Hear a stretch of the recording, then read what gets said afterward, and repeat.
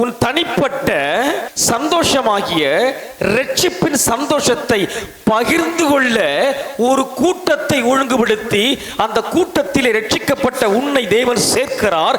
சேர்க்கப்பட்ட கூட்டத்துக்கு பெயர் தான் திருச்சபை. தேவராஜை தேவன் ரட்சித்து அவன் பாவங்களை மன்னித்து அவனுக்கு சித்தத்தை வெளிப்படுத்தி தேவராஜோடு கலந்து பேசி அவனை சந்தோஷத்துக்கு நடத்தின ரட்சிப்பின் கிரீடத்தை அவன் தலையிலே வைத்து விட்ட பிறகு அவனை நீ பெற்ற இந்த ரட்சணை சந்தோஷத்தை அதோ அங்கு கூடியிருக்கிற ஜனத்தோடு போய் சேர்ந்து கொண்டு உற்சாகமாய் தேவனை துதி என்று சொல்லத்தான் சபையிலே ரட்சிக்கப்பட்ட இந்த பாவியை தேவன் கொண்டு வந்து சேர்த்திருக்கிறார்.